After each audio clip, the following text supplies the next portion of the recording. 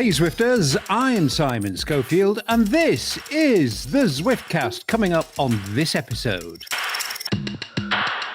Zwift Big Cheese Steve Beckett on how the platform plans to hang on to all the new subscribers when the crisis ends. Eurosport's head of cycling on what he'd like to see in the game to make it more attractive to TV viewers. And Zwift makes more changes to meetups. They go private if you want. Zwifters are going to love that. Well, we're back after a little break for the deadly duo last week. The Sacred Trinity is restored. G'day, Shane. Hope you're in boost mode for this episode, mate. Oh, look, I was a bit worried about last week. I almost had to line up there in the unemployment queue with Nathan and I on the chopping block. But it's good to be back. More boost mode later. In fact, you know what, Nathan Garrett, about the only way I might stand a chance of riding with you is if you had 10 extra kilos piled on. Actually, maybe not even then. How you doing, fella? I'm doing pretty good. Little tired. I think this is the first time I fell asleep right before Zwiftcast and almost didn't make it. I think it's because of too much boost mode.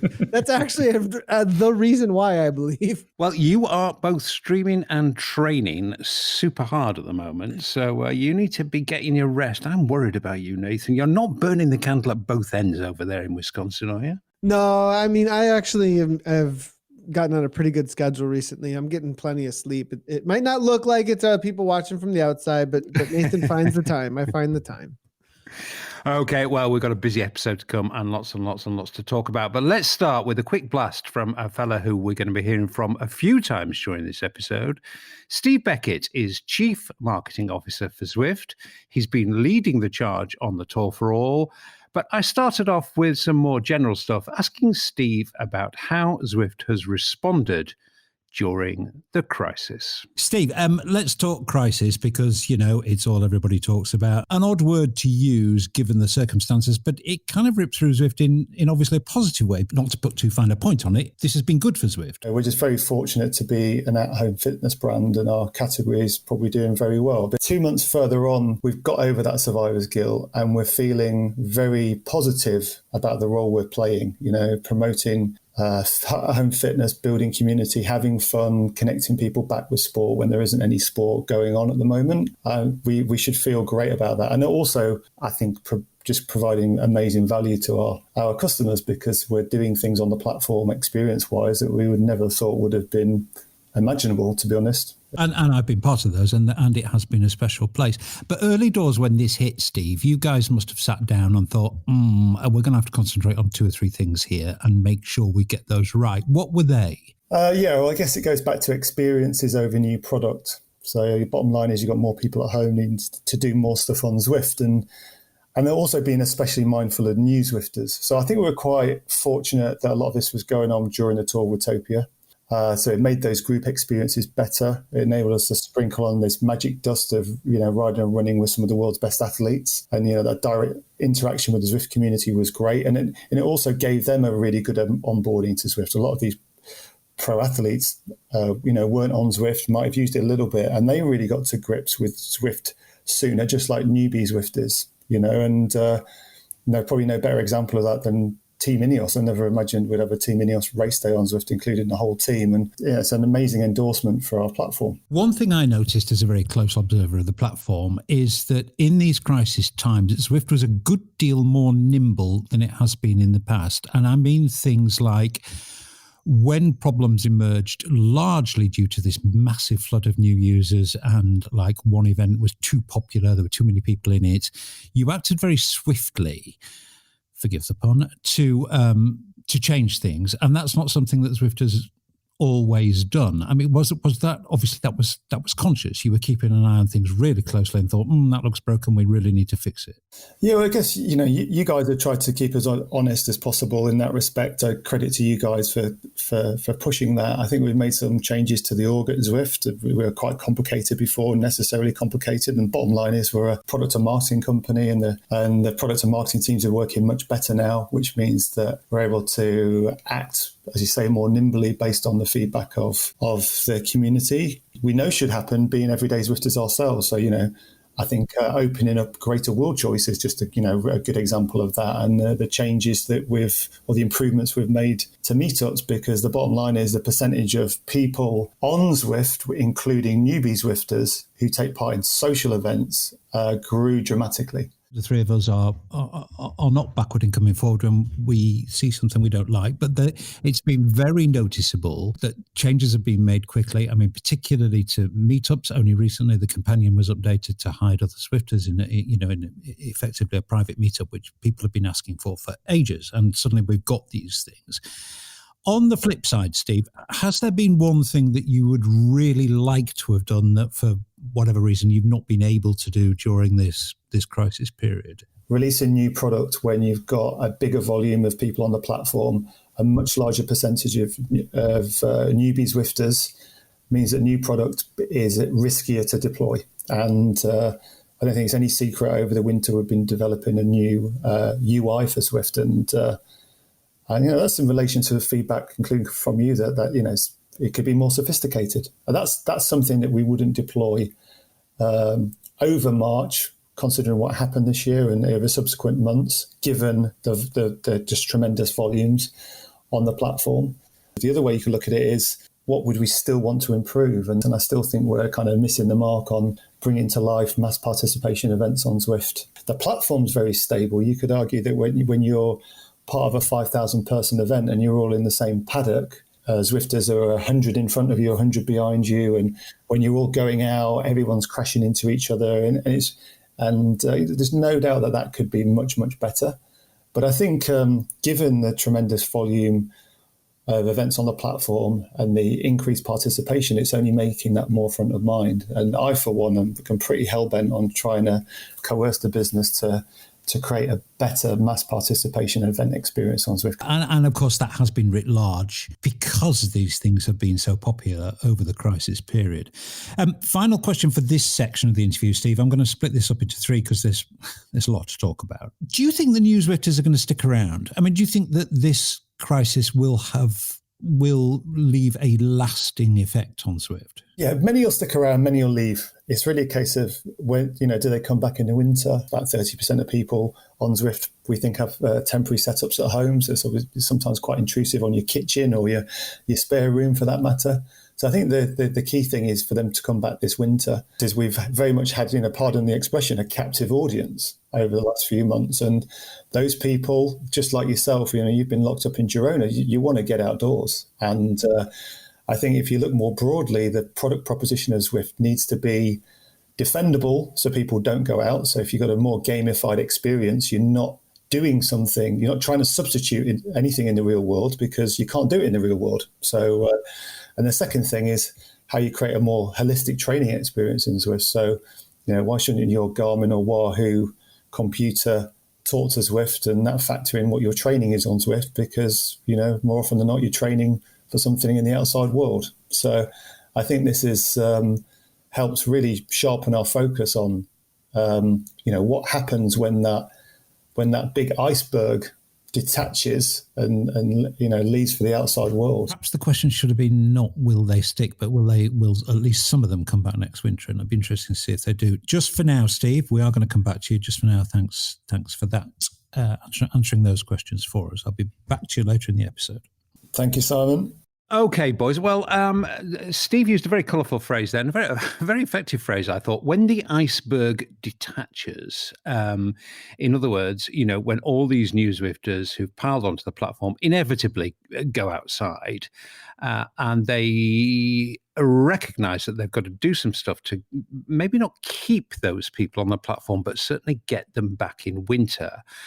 And the two things he mentioned, I mean, it was almost as if they could have been invented for you two, to be honest, because, they plan to kind of get all these new Zwifters to come back by A, making the game more gamified. Hello, Nathan Guerra. And B, by massively improving the training experience. Hello, Shane Miller. So I'll come to you first, Nathan. I mean, as a strategy, that looks as though it's got some legs.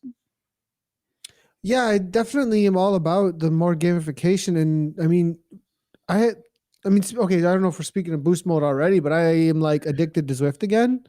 Like, I don't know. Like I definitely think that the more interactivity and like the new features and things like that are going to really pull, I think, people in, feel served, and feel like there's something for them to do. That whole idea of like, I really like the statement he made about giving them something they can't go out there and find in real life. Yeah, like they're not trying to replace something that they're doing in real life and get through it. No, I want to come in here because I can only find this here.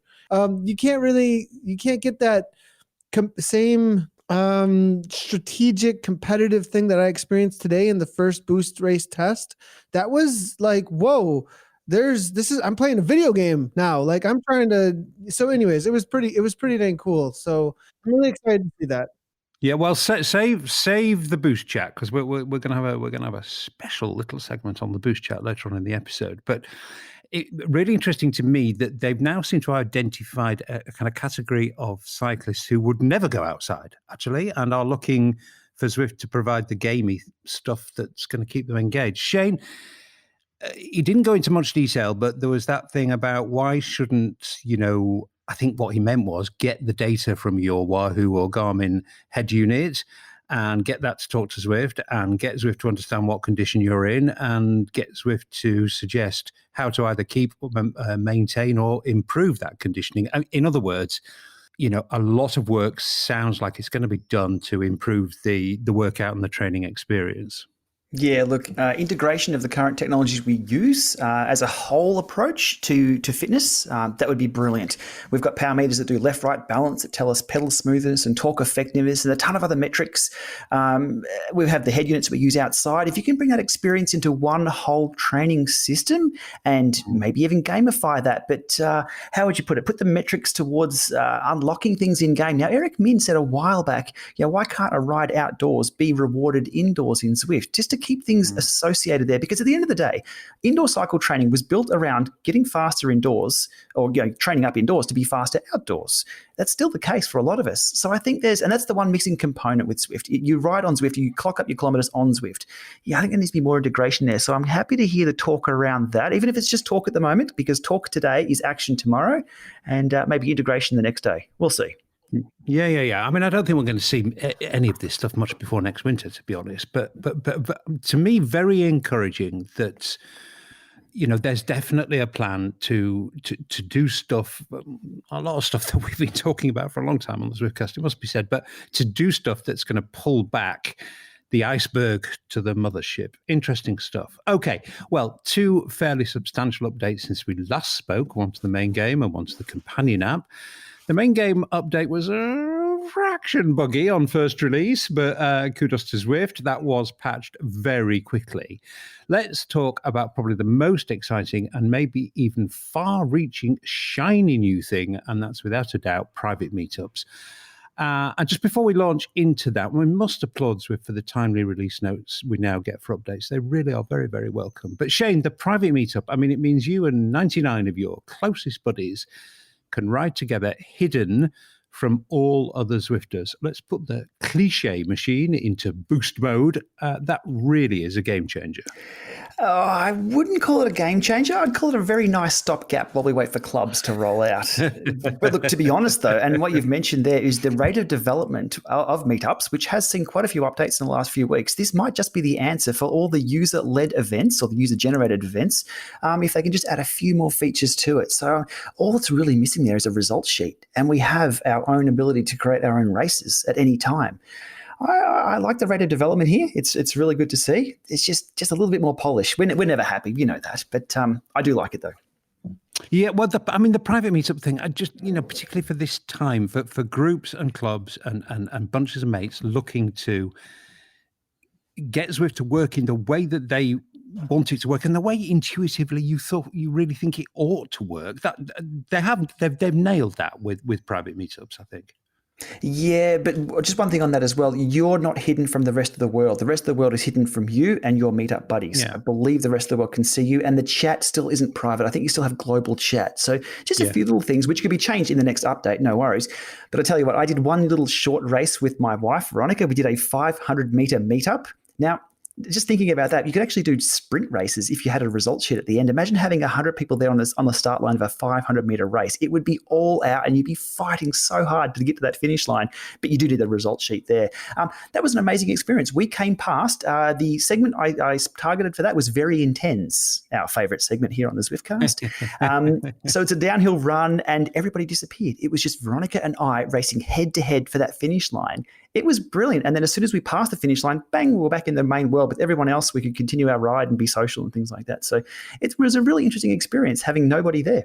I mean, Nathan, as things stand, and as I think probably is already happening, and as Shane said is already happening actually in his world at least, is you can organise a race in private meetups. Obviously, there is no result sheet, which would make a difference.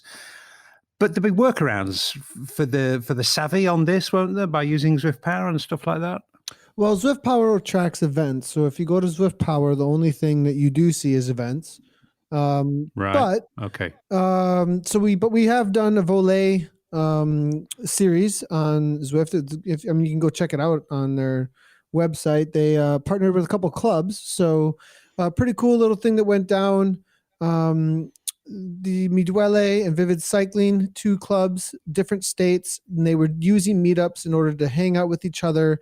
At least their club leaders were, and they were kind of having these battles, and then they started inviting other people, and they were like, hey, let's do a series. They got a couple of their sponsors on board. Volley really took the reins on helping them organize it. And then bam, we had a Volley Tuesday night racing series with meetups. And what they did is they organized everything either around leaderboards, like the KOMs or the fastest time up something or whatever. Yep. And with that, they were able to track. I mean, it was a lot of hodgepodging and a lot of putting things together, and sometimes some stuff was missed, but they definitely made some games out of it that you couldn't usually do with the meetup feature and being able to pick who showed up. The ingenuity of Zwifters never ceases to amaze me, actually. And this is a peek. It's a preview of what club functionality is going to bring us. And Steve is going to talk about that in another chunk that we're going to be having from him shortly. Shane, all we need now, mate, is a shareable link for a meetup, and we would truly be in the sunlit uplands of Zwift utopia. Yeah, that's all we need. So be able to send out a shareable link to our club or our friends, or maybe even for just a tweet out for Nathan or yourself or myself. We can just tweet out to our people, and the first 100 or so jump on board. And if that's popular, I'm sure they'll push it out to 150 or maybe 200. Maybe they'll get us to the start pens. There's a lot that can be done with this. It might be the de facto clubs that we haven't seen yet. Shareable link, Wes, if you're listening. Okay, let's move on. The Tour for All is in full swing. There's much more on that later. But first, here's some interesting thoughts from Eurosport's head of cycling. Now, quite a powerful figure in the industry. Guy Voisin looks after cycling both for Eurosport and GCN, both of which are owned by the giant American media company Discovery. It looks to me as though this is a really big commitment from Eurosport. So does that mean you see a real future in the coverage of virtual cycling? It's getting to a place, especially with the Zwift platform, that it's exciting to watch. If we're going to start comparing it to live racing, the racing we see out on the road, it's not there yet. We want to see where it's going to go, and we want to kind of to grow with it. So our collaboration with Zwift is a nice, comfortable one. What do you see as the main challenges to coverage, Guy? I mean, how do you make this maybe not as interesting, but, nearly as interesting to fans who are like me and millions of people around the world who are deprived of real racing? The Zwift gameplay aspects of, the power-ups and such are going to give it a different feel and vibe. Now, it'll never be like road racing, which is that chess game we constantly see. I'm 100% confident that Zwift and other people, engineers who are much better than myself, are researching ways to make it more realistic. Can we get steering in there? Will there be a possibility of crashing like you would, in F1 racing or something like that? You need those uncertainties, those little unpredictable moments that will give that excitement to the race, So right now, you can literally go straight through the rider in front of you without ever considering hitting him or bumping elbows or anything. I think we need a little more of that uncertainty. And will the game suddenly have crosswinds that, blow through us and slow us down? Or, you want a little more of the real world in the digital world. You raise a really fascinating point here. I mean, these are the things that we in the Zwift community have wanted for a long time. But is there a world in which someone with the oomph and the power of a broadcaster backed by Discovery could actually become a stakeholder in prompting those sort of developments? I mean, could you see you ever having a relationship with Zwift where you were able to put pressure on to get these kind of things in the game? I don't know, and I think Zwift and Discovery, Eurosport and GCN specifically, we're digging in and we're trying to see how we're going to work that collaboration out. It's still a young collaboration. I think it's an exciting one. I think the Zwift team are very open, and I know the GCN team, having worked there for a long time, are very, very open to developing, and just, everybody just wants to make it more exciting and just wants to bring another aspect that, in those dark winter months or something like that, we can bring some of that racing to the people who get goosebumps for watching racing like I do, Given the game is where the game is right now, and it's unlikely that we're going to see like huge major developments over the next few days during this race series, what are the unique elements that you can bring to the coverage that only Discovery and GCN can lend? Let's just stick to the Eurosport GCN brand, right? It's got the app, and we're bringing in those live polls and those quizzes, and you'll just see more of that development, more of that interactivity through the app, that second screen experience. The app's pushing that idea. We really want to create a place for the community to come and find the racing, and then backed with the powerhouse that is Eurosport as a broadcaster. I think that matchup together is just it's a massive opportunity to bring racing like Zwift specifically in this COVID period to the air. The creativity of the GCN team, you got 256 massive cycling fan and fanatics and cyclists sitting in the Bath, UK, putting together questionnaires, researching, trying to develop ideas, to keep it exciting just on a participation level. Guy, what would your expectations of possible audience numbers be here? I mean, I know you may want to keep some of this confidential, but I mean, would you have an expectation that these would be anywhere near on a par with real life racing? No, I don't have that expectation. And to be honest with you, this is 100% test territory to us, confidentially aside, I just don't know yet. I have no idea what they're going to be. I don't get to see them live, and I don't want to see them live. I want to concentrate on the production at hand, making sure we're delivering what we've got to deliver first. I really hope they're good, and I suspect they will be. And I think we're going to see the numbers go up throughout the week. Okay, Guy. Well, final question. Were you happy with the broadcast? How many pages of notes are you going to sit down and write to your team after this interview? So anybody who from my team knows me is that I'm very rarely happy with a broadcast. And I have lots and lots of notes. And thank God, because if I didn't have notes, it's because I didn't watch. Lots of notes, lots of work to do. And, I'm sure that I'll spend the next 5 days working it out with Zwift, with GCN and the team, and with Eurosport. And thank God I have a team that's really, really open to comments and really, really open to all of what we have to get done, and change, and they accept last minute changes and that whole shebang. So, I hope that we can light it up even better tomorrow and the day after and the day after, and that we get to a place where we're really proud of it. Well, for sure, it will be very interesting watching the coverage on Friday and watching the coverage evolve, as it no doubt will during the week. Guy, thank you very much indeed for your time, and the best of luck with the rest of the broadcasts. Thank you, Simon. You have a great one. Well, controversial stuff. The idea that broadcasters can influence a sport's rules and very nature to make it more appealing as content, but not entirely unknown. Shane, I'm just a touch older than you, but you might remember, or your dad might remember, Kerry Packer, who kind of changed the face of cricket in Australia to make it acceptable and appealing to a broadcast audience. And it was interesting that Guy Voisin there highlighted his desire actually to see more real world style elements introduced to the game with a view to making the ultimate products more attractive to a television audience. What do you think? Yeah, I remember when the One Day Internationals came in. That was a game changer for the television, for Channel 9, I think it was, here in Australia. Yeah. But now 2020's come and taken over that. So anyway, back onto cycling.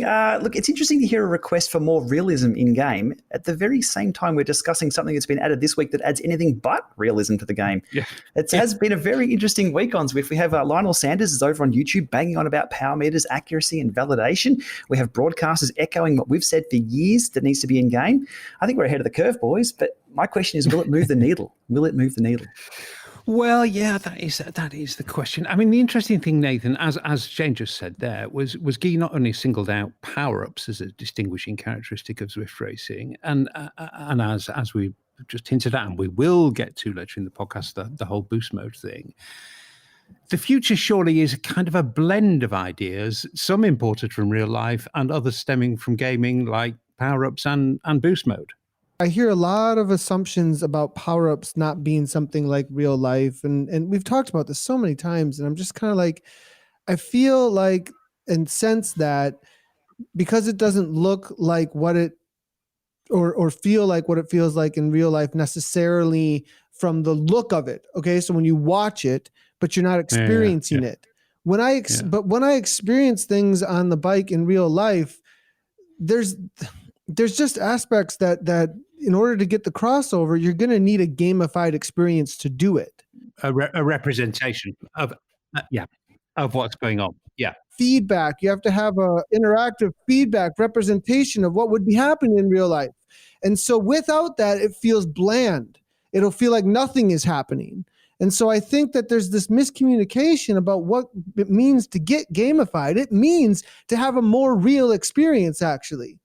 Well, I mean, arguably, we could get very confused here, but the gamification in real life is the rider who sits behind the car, coming back after a flat. I mean, you can see he's in the draft because he's sat 2 inches off the bumper. So, I mean, I think the really interesting thing there for Guy is, let's not underestimate the power of Eurosport and GCN and Discovery. They're not messing about, these people. And he made it absolutely clear that this was definitely an experiment for them. But I really, really think some very interesting things could come out if Zwift listened to what the broadcasters say. I really do. So definitely want to keep an eye on. Okay, and let's go back to Steve Beckett, Chief Marketing Officer at Zwift and an influential member of the leadership team. Steve and I had a conversation about some of the things that have cropped up or become more pressing or important for Zwifters during the crisis.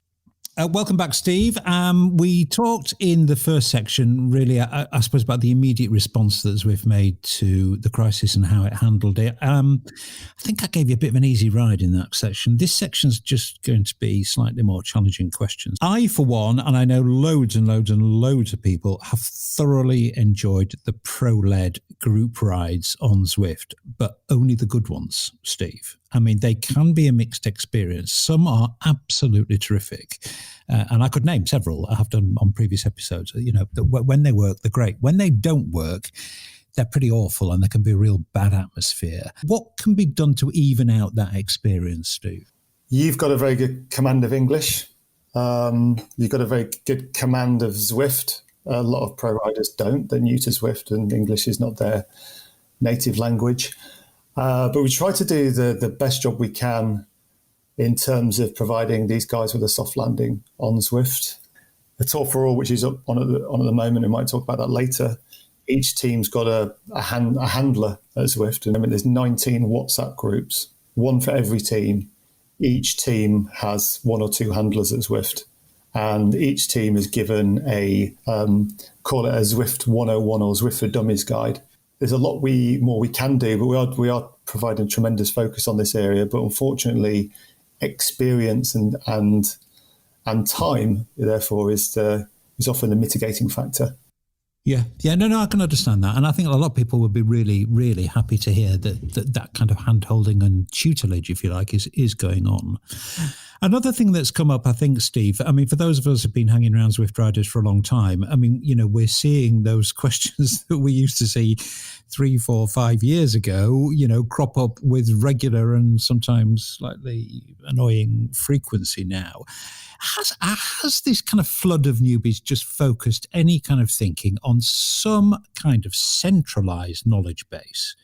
I mean, there's loads of help out there if you want to know the basics about Zwift, but there's still not that kind of one place to go, right, this is what these are the important things. I mean, almost a manual. I know manuals are deeply unfashionable these days, but is there any thinking going on around that? There is, and I'm glad you asked it, really, because there are a lot of people out there doing a job for us. So let's talk, Zwift Insider is a classic example, and people at Zwift often speak to their friends or even their parents who go, great job for the Zwift Insider, very informative, and rather embarrassingly, our staff are often saying, well, actually, that's not Zwift, Mom or Dad. It's actually it's a community website. A lot of the onboarding we're doing with teams and documentation there, has led us to think, should there be a downloadable PDF, which is a Zwift 101 guide? And, we look back 4 or 5 years to, Titanium Geek and his Zwift manual, which he produced, James Gill, and we still don't have that in place. And we made some gains last year with how-to guides, but again, to don't want to inflate your ego too much, but we're definitely looking at the Jeff from Overwatch example in terms of how we can educate more regularly on platforms that are better suited towards it. So social media and audio, video led type stuff, perhaps webinars. And I think you'll have seen a lot of improvements just around basic stuff like game release notes, for instance. And Wes Salmon, for one, at Zwift, has made a tremendous effort there, and I think those efforts are being appreciated a lot by the community.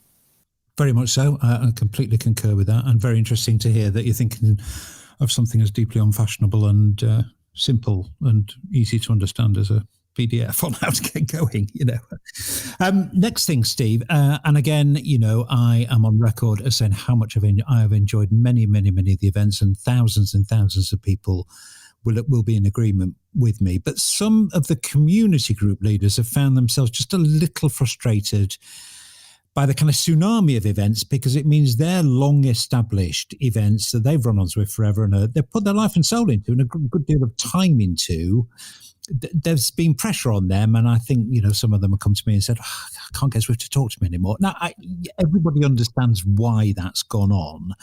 But again, has the crisis focused some thinking on, now might be a really good time to really streamline the events process? How do I get an official event on Zwift? There's got to be a better way of doing it than happens at the moment, or doesn't. In the first instance, it was the perception that big tours like the tour with Utopia or Tour de Zwift would ride roughshod over established community events. And I think we've got over that now, but in terms of giving adequate heads up that these events are coming along. I think that's one thing. The second thing is we made some org changes at Zwift recently, which led to a bottleneck at a moment in time when there was greater demand for events on the platform. And that's something we just need to hold our hands up and apologise for, really. I think, but the watchword here is just all about scalability. And, for us, it comes down to club functionality. And I think club functionality is, again, something we need to put our hands up on. We're a bit late. We were aiming for last year for a beta. Club Jarvis, launched a couple of months ago, but we're still in the formative stages. But of deploying club functionality. But with COVID-19 being ever present, it's only made that more of a priority certainly for this summer, autumn, and winter. And I'd probably say it's our number one priority from a product point of view, because self-service tools, whether it's just about understanding how to get on Zwift and how to use Zwift, let alone how to get more out of Zwift, which is what club functionality is all there to try and do, is just ever present in our thinking at the moment. Okay. Another one, Steve, a perennial favourite, but it does keep cropping up, and again, cropped up perhaps with more topicality and relevance because of the crisis and where people found themselves. Now would have been a great time to introduce a family subscription. Yeah, and I think I don't want to make excuses here. Well, I kind of am really, I guess. But family plan is something we wanted to have approached on and around this time in the calendar. Right. So it was due about now, and then the crisis hit. I think if you asked us 6 months ago, we would have looked at it on or around now. But would it be a great time? Absolutely. Is it?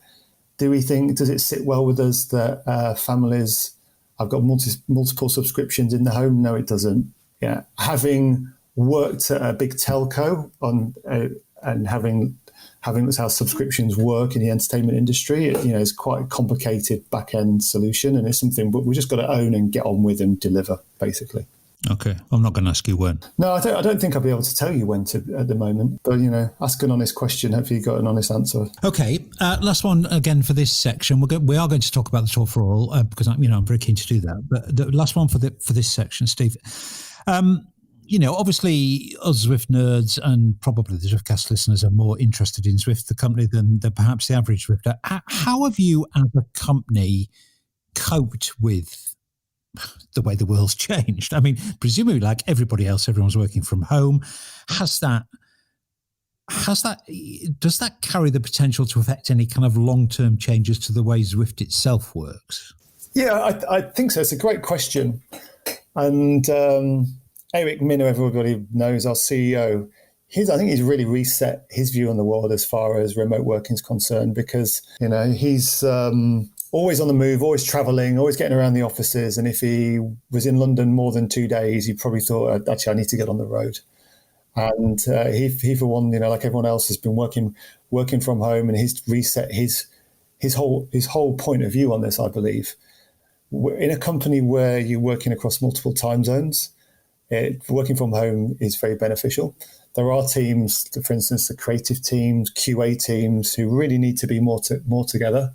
But I think we're really well prepared, ready, and willing to work from home more now because of present circumstances. But hopefully, soon when the world returns to normal. Okay, and again for this section, Steve, thanks very much for now. We're going to come back to you and talk about the Tour for All before the end of the episode. Okie dokie.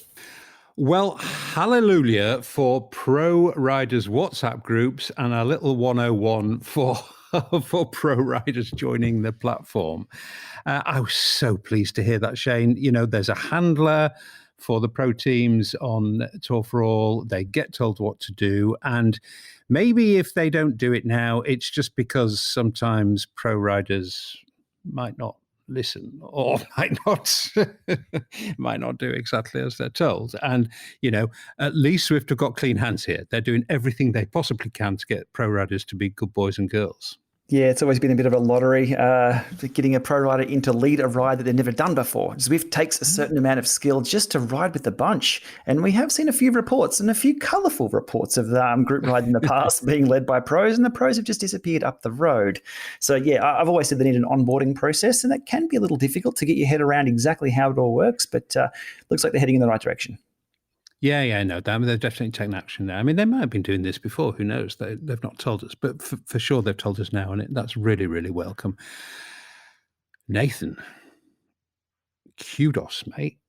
The Jeff from Overwatch thing is pretty much definitely happening, according to Steve. I mean, when would be possibly a good response to that? But a huge acceptance from Steve that they absolutely have to talk to the community more, and now they're just finding a way of doing it. Yeah, well, and it is. We see a ton of response already with how much more communication is going on, and I think it's only going to get better. Then, it's only going to get better and better when the community feels like there's a lot of, at least, I don't want to use the word transparency, but like I guess that's the best word about what's going on. What am I interacting with, and why, and how are things happening? You just kind of need to know about what's coming, why it's coming, and what the thoughts are behind it. When I don't know, there's a little bit of talk about the UI, as well, and when things aren't really clear about what I'm interacting with, how, why, and where I go and all that, when there's a little bit more, at least, of an envelope and a letter saying, hey, community that you live in our space that we have created, this is what we're doing in it. And it's kind of, I mean, it's almost like you need like a government interaction in some sort of way in the community that you live in. Like, here, waterworks is going down, or we made an upgrade to the waterworks, or whatever it is. And why is it all of a sudden that the heat got turned off, or who knows? You know what I mean? Like, so it's they that for sure they recognise that, and I do think that the last couple of months has been a turning point in their strategy for talking to the community. I really do believe that.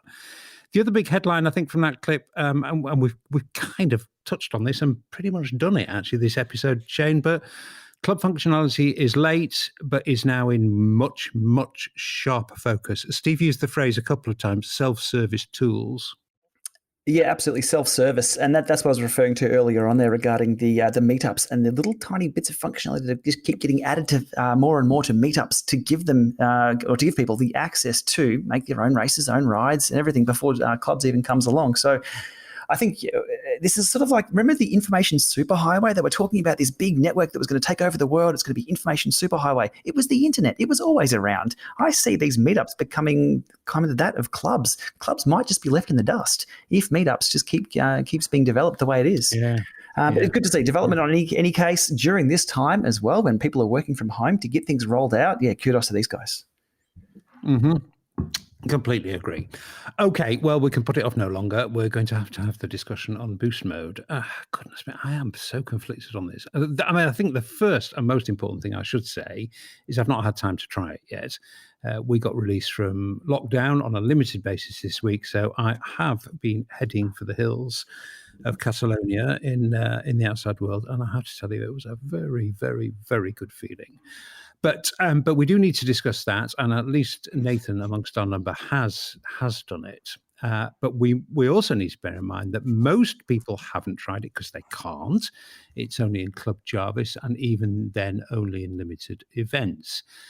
That said, I was actually pretty surprised to see that kind of negativity around it when news of it launched. I mean, there was a lot of loudmouths on Facebook saying, why are you doing this? There's many other things we ought to be doing, as if, everybody at Zwift only ever works on one thing at one time. Lots of negativity, which I was very, very surprised about. But I guess that Nathan, having tried it and having read Eric Schlange's account of trying it, you are going to be pretty much the opposite of Mr. Negative. Oh yeah, I mean, I saw the comments and I wasn't surprised by the comments. I don't know why I wasn't surprised. Actually, I just was like, well, yeah, that's what they do. Like, I was kind of like, that's just kind of what. And also that there are some, I think it's because of the low hanging fruit thing that they feel like are around a few of the other things though that they really want changed in some sort of way, and so those were brought up kind of as sore spots and like, well, why this over here? But I tried it and I almost did the second one to be like, well, I want to go try and figure out, because I didn't feel like I felt like I could have broke away if I would have done it differently. And wow, this has really changed the game, and I can figure out a way to gain an advantage now. And so it got really addictive pretty quick. Yesterday's was on Crit City, and so that took a very specific type of boost mode, which there's 3 different modes, right? You have one that you can charge for a longer period of time with a small penalty of 50 watts. And then you get a longer 90 watt consistently for a longer time, like up to a minute, I think, or something like that. And then the one that I chose is called Balance. And Balance is a negative 100 watt charge for, I think it was 7 seconds or something like that, or 10 seconds. And then I get 17 seconds of total boost out of that. And a constant weight penalty as well. That is like 16 pounds or something at efficient mode. It was so much fun. It was so much fun. Let me, because I've not used it and you have, is the weight penalty not just like a huge disincentive? I mean, that would, I'm on the heavier side anyway. I would really worry about carrying a big heavy weight penalty around an entire course. when I got into the pens, there was no opportunity to not have some sort of boost. Right. Okay. So everyone is picking some sort of weight penalty. Okay. So in a boost mode event, everyone's got a weight penalty. So to an extent, the playing field is leveled for the field. Yeah. Okay. I get that. Yeah. No, I see that now. But the headline was you really enjoyed it.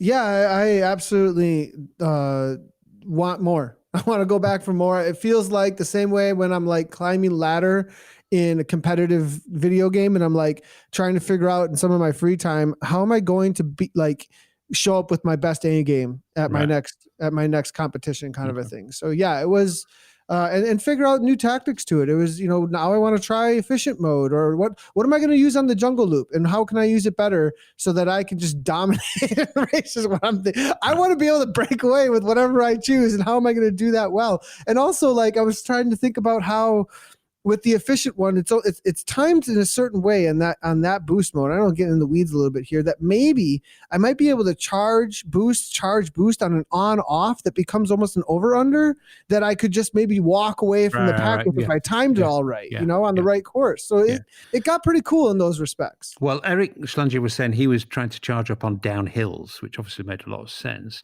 Shane, I think boost mode, I do think it's just like, I'm sorry to sound like picky and critical here, but it's just a weird choice of names to me. I just think e-bike mode would make it like so much easier for people to understand. But anyway, let's just say it does get released into the Zwift wild. It looks really intriguing, actually, if I'm honest. Having not tried it, I must make that clear. It does look intriguing. Yeah, I'll back up just a little bit and give my take from the very start. And I think the advice would be never release something when there's a crisis. Yeah, and the latest update broke a lot of things. So I think a lot of the people online were like, my Ant Plus doesn't work anymore. My Bluetooth is broken. What the hell have you done? Boost mode, what? Can you fix my core product? There were issues with the core product with the latest updates. They subsequently were patched, but that's a seed for a lot of angst in regard to this, even though it was misdirected. But anyhow, but look, if you asked everybody to come up with a list of, say, 50 things they wanted to see on Zwift, I don't think e-bike or boost would have been on that list. I'd be surprised if it was on the top 100 list. I've never seen anybody ask. I've had 32 million views on YouTube. I had thousands and thousands, hundreds of thousands of comments. I don't think anybody has said, I'd really like a boost option on Zwift. I do know that people have asked for more gamification, but I'm intrigued that boost mode was a result. And with such a complex set of rules around it, just listening to you guys sort of discuss pounds or kilos or watts or this, and then it doesn't add to my fit file data. It's quite an interesting one. I'm not against it though, but we do see races dominated now by power-ups, and that causes debate in itself. Now they stick a rocket under riders, literally. That's where the debate's coming from. It's going to change things. It's not if we saw, let's just say, the end of Milan San Remo, head-to-head, the two strongest riders, and then Peter Sagan drops an e-bike power-up. No one's going to watch that. Like, to be honest, is that where it's going, or is it more for the game side? I know Zwift can be both. I've got a foot in both camps. I'm not sure this was what we're after. It's really interesting you should say that. I mean, without a doubt, it's kind of controversial. It's probably the most controversial thing that Zwift has introduced for like ever, actually, almost. I mean, because, as you say, it is relatively complex. Although it looks complex on paper, it seems to me to be one of those things that actually, once you've thrown a leg over a saddle and done it in a race, it probably is not as complicated as it sounds. But yeah, it's definitely very, very, very interesting, and probably shouldn't talk about it much longer because people who haven't got access to Club Jarvis will no doubt find this entire conversation extremely frustrating. But having said that, to have a space where something like this can be thoroughly tested by Zwifters who really know what they're doing and have been around on the platform for a long time, I do think that is a good move. I really do think that's a good move. It does shut some people out, but it might mean that the product that comes out of it in the end will be thoroughly tested and tweaked and tuned, and that can only be a good thing.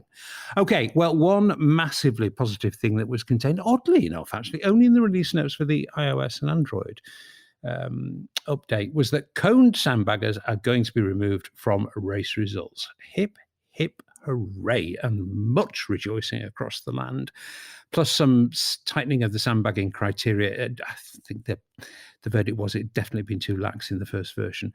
Nathan, taking sandbaggers out of results, that's just such a good step, and it should increase the pressure on them not to do that thing that everybody finds annoying, which is sandbagging. Yeah, just take away your cake.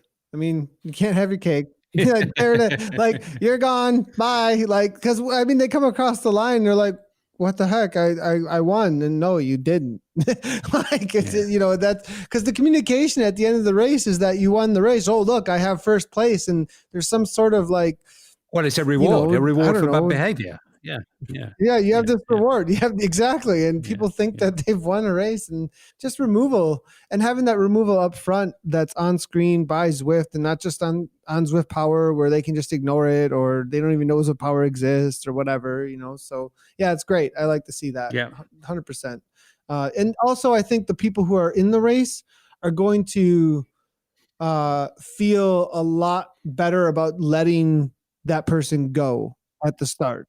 I'm sure you'd care to add your highly valued endorsement to that move. Yeah, for sure. It's, again, talking about debates and people raging. That's probably the biggest one, sandbaggers, and the issue around that. So to have some sort of official filtering of those results would be a good thing.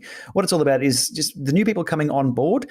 I think that's what they expect anyway. So to be able to have that there and people have a fairer race, mightn't be equal, but it should be fairer. It's a good thing. Okay, well, let's move on to the Tour for All, a very, very laudable initiative launched by Zwift involving a very large donation to charity. So let's bring Steve Beckett from Zwift back in. Pretty much his every waking hour over the past weeks has been spent getting this huge project together. Steve, Tour for All, we probably should have talked about it earlier, but we're going to talk about it properly now. $125,000, possibly rising as high as $250,000, $250,000. I mean, that's a hugely generous gesture. How did you choose Médecins Sans Frontières as the beneficiary? I think it's because it's global and it's very accountable in terms of how your money goes into frontline services.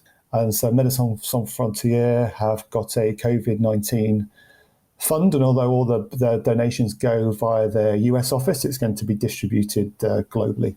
So I think it's a charity that we all felt good about at Zwift, and hopefully our community do as well.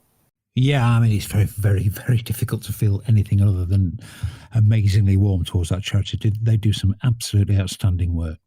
The participation of the pro teams, that looks to me as though it's involved a huge amount of work behind the scenes. And then there's the whole broadcast piece with Eurosport and GCN. I mean, this must have completely dominated your life over the last few weeks. Yeah, dominated it in a good way, certainly on a professional sense. I mean, my wife might think differently, but I think it's something that the whole company's rallied around. And Eric called me about 5 weeks ago and said, now's the time to get the pro teams racing on Zwift. And, we know Eric has been a real protagonist in the esports and the esports discussions. But for me, it's like taking a step back. It's recognizing that there isn't any sport on TV and that I, for one, miss watching sport. It's thinking of big moments in our lifetimes that you and I will remember, like Live Aid, and thinking if Zwift could do a little version in these times, what would we do? And I guess on the face of it, it's like taking a lead from these amazing events that you see in the sports and in the world of sports and art, and how you glue together broadcast television, like AAA talent, the general public, to create charitable fundraising event. The cherry on top of the cake that we're baking is this broadcast offering. And it's amazing to think that Eurosport and GCN, well, Eurosport specifically, would open up their purpose-built Olympic studio in Paris for this event, and a non-commercial deal with them, with a non-commercial deal with the teams, to really rally around and support a charitable fundraising initiative. And, we'll get to that 250,000 pretty quick in terms of 250,000 Zwifters completing one stage of the Tour for All. I'm confident of that. I think we went through 40,000 in our first day yesterday. It's a terrific endeavour, and I don't think anyone should underestimate how difficult it was to put together. And perhaps a mark of that, and I don't want to be carping here, Steve, I really don't, but I just do think it's a question that listeners would expect me to ask. It's fab to see so many pro teams, so many big names, huge names. I mean, the biggest names in world cycling are involved in this event. But some people, probably me included, would be just a fraction surprised to see no Ineos, particularly given the kind of huge success of that Ineos weekend.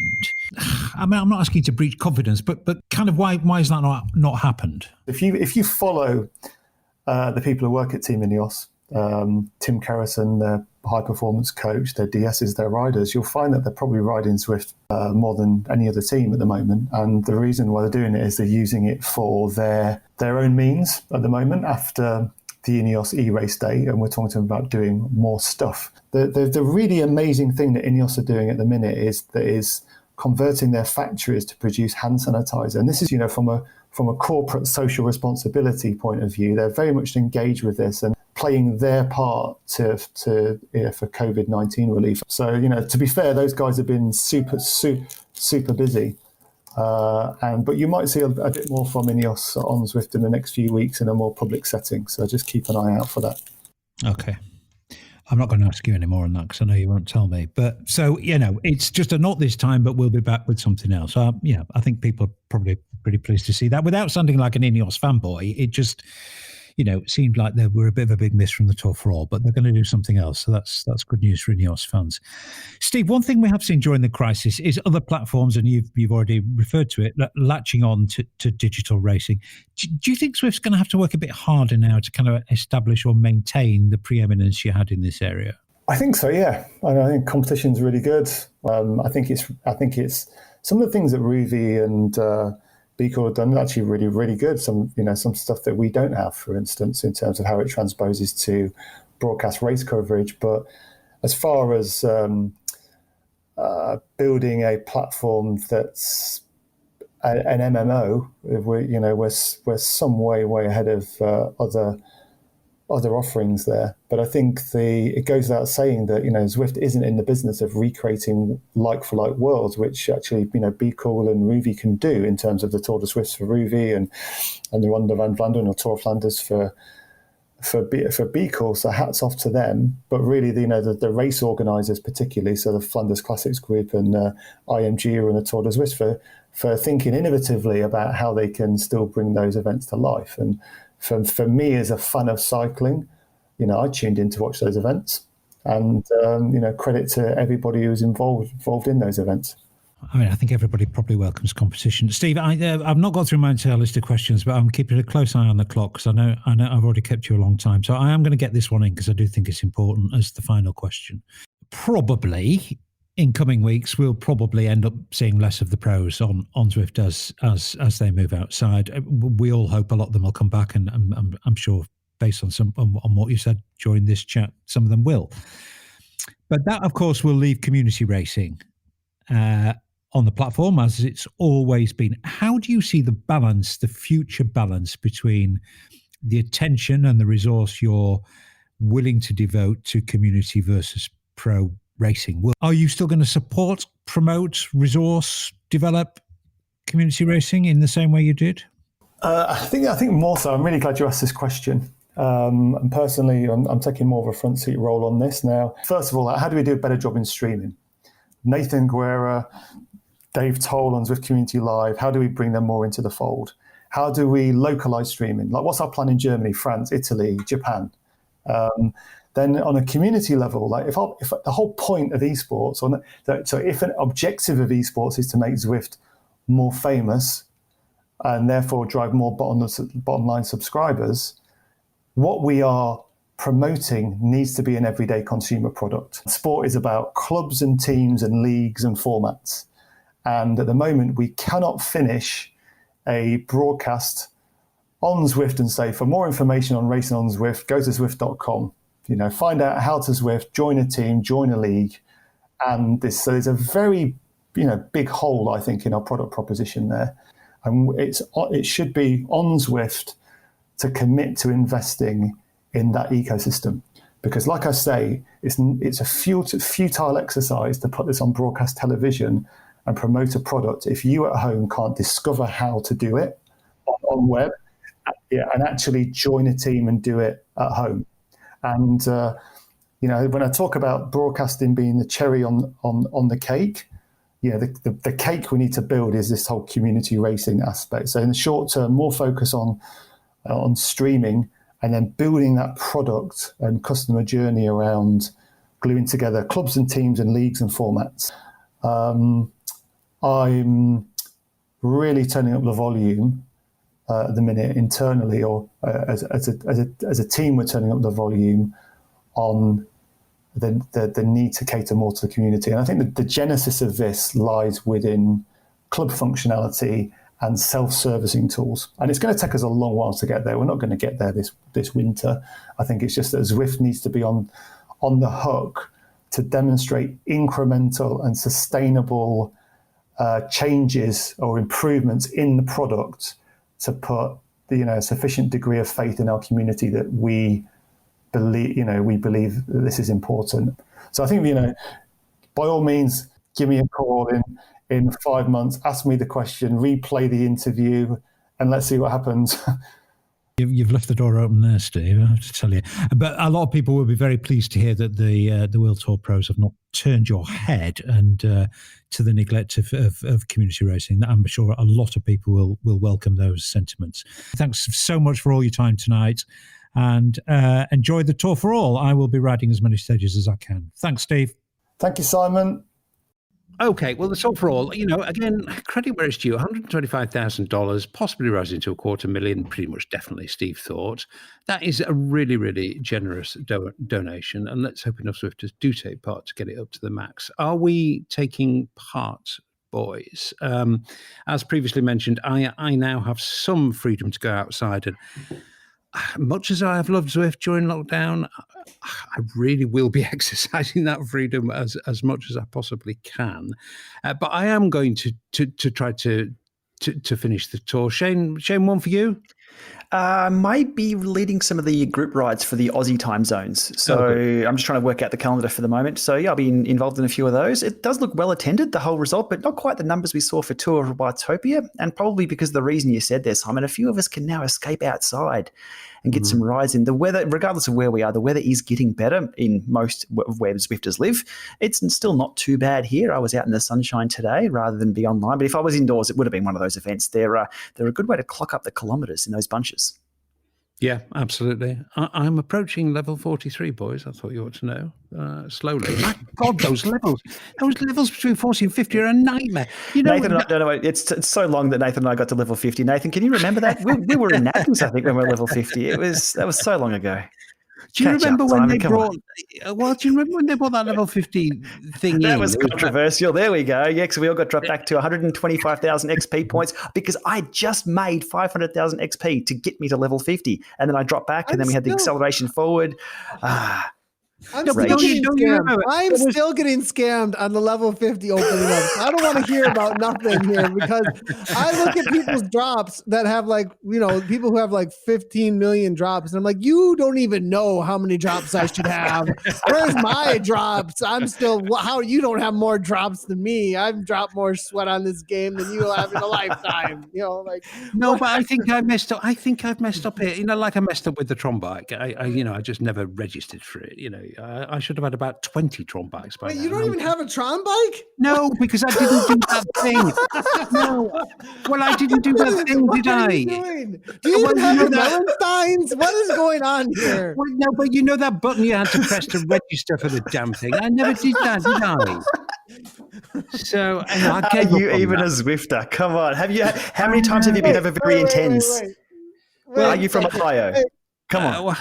I think what I've begun to realise is that I'm actually not very good at Zwift. I'm not very good at playing the game. I have this new 50-year-old client who really needs to get into the game. I could help you. We can help you with this. What's this? What's this? Help the aged? God's sake. Anyway, listen, the point I was going to make, and also because I'm not very good at the game, as I think we've just proved, wasn't there a point when they brought level 50 in where you could press a button, a bit like boost mode, if I remember rightly, you could press a button that said, I can accelerate the levels between 40 and 50. I don't think I did that. Yeah, you got 8 by XP points, which was being picked up non-stop because I clicked on yes. I'm like, hell yes, Did you reject I it? want them back. You didn't reject it, did you, Simon? I think I might have done. Did you even have level 25 when they released it? Yes, I did.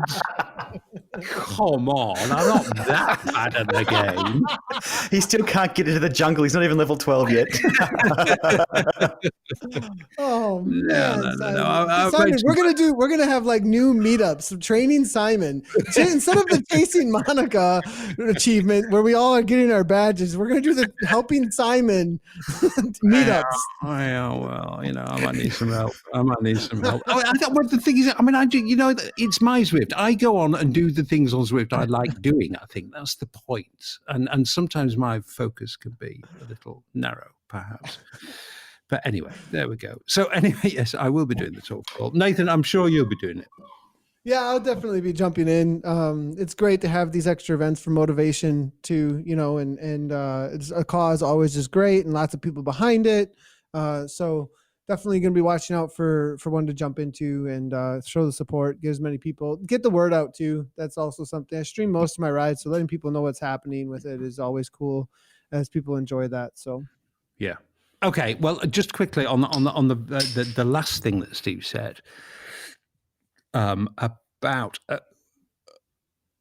really getting behind community racing. I mean, I thought it was very revealing when he said, so somebody new can watch a Zwift race on Eurosport, for example, and there's nowhere they can go that says, okay, if you want to start racing on Zwift, this is what you do. You can join this club, and that would get you into that league. And then if you get any better, you'd progress up that league. That whole infrastructure just does not happen.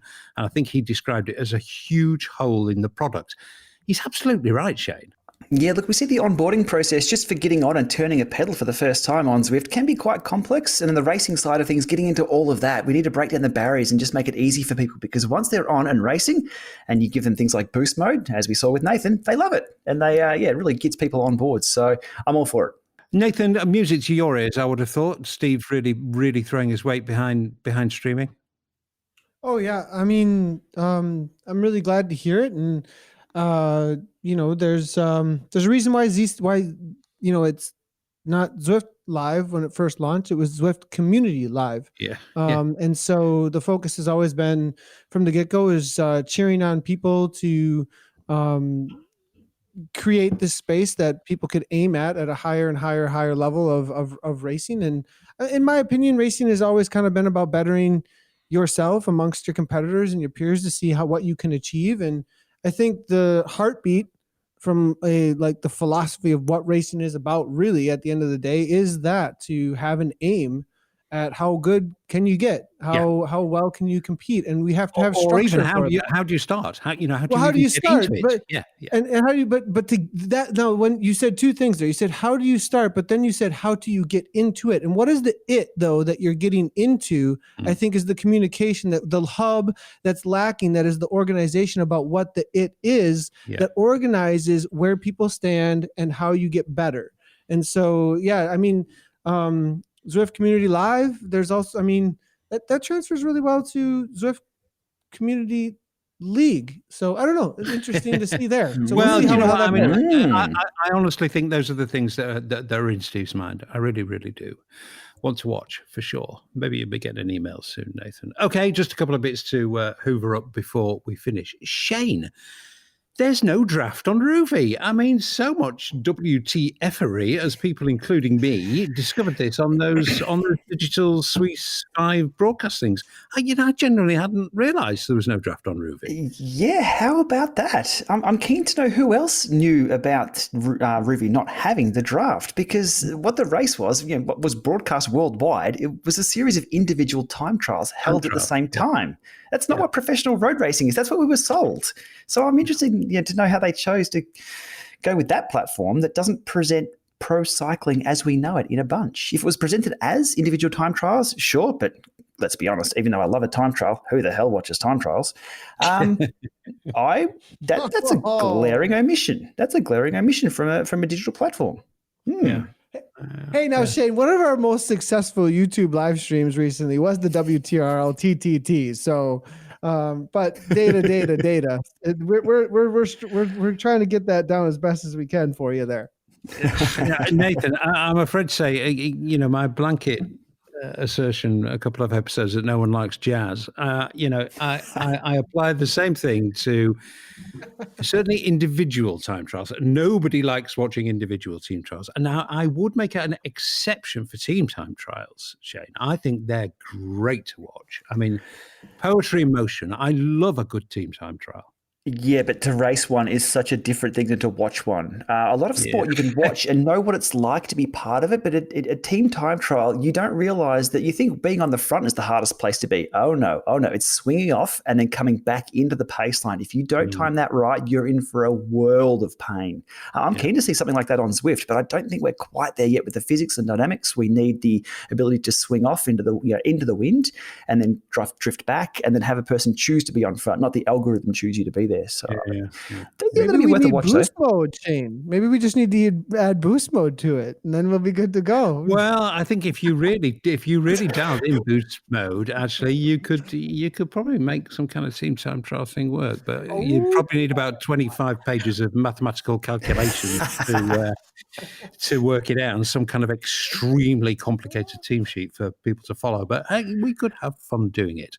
Anyway, I've never done a team time trial, by the way. So Llama's way more experienced on this than me. You don't want to do the one. Oh my God, they hurt so much. They are, because really in a time trial, you choose your own pace, and that's like right on the limit. And if you can draw within yourself, a good time trial will know this. You're right on the limit, and it's a fine art of just, can I go harder? No. Can I go slower? No. I've got to go hard. Like, it's just that in a team time trial, it's the team's pace. You've got to be so in tune with everyone, and you can't really hear because you've got the helmets on, you've got the discs whirring, it's noisy, it's windy, and you've got to perform for the team.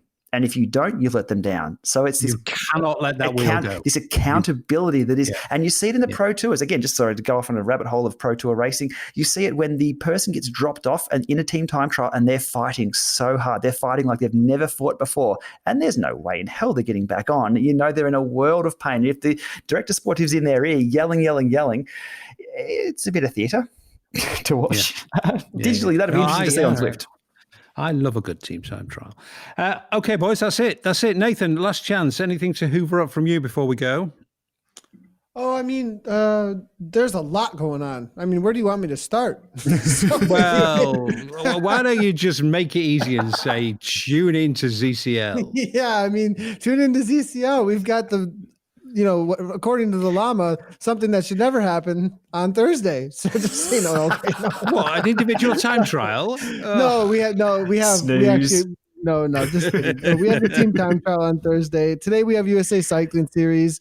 There's talk of more Conti team stuff like Redlands this weekend with women's race coming, and there's just a lot going down, lots and lots. So yeah, tune in. The schedule is being released every Monday now, which is really great that we've got some support there, and we're just having lots of fun with all the broadcasts. So very great. Okay. I've got to go. I'll be live with Boost Mode on Thursday on my personal channel. There we go. There's something that's different. That's something that's a little bit different. You want to do Boost Mode? Let's jump in old school. Actually, the group, it was so funny. When we got into the pens, it was like my picture from the old Jarvis Islands. I recognized every name and was like, oh my gosh, this is like all the people I was riding with on Jarvis. This is crazy. That's what Eric Slandry said on a very nice piece he's written on Zwift Insider. I missed that ride. Obviously, because I'm not very good at the game. I'm going away now because I've got some leveling up to do.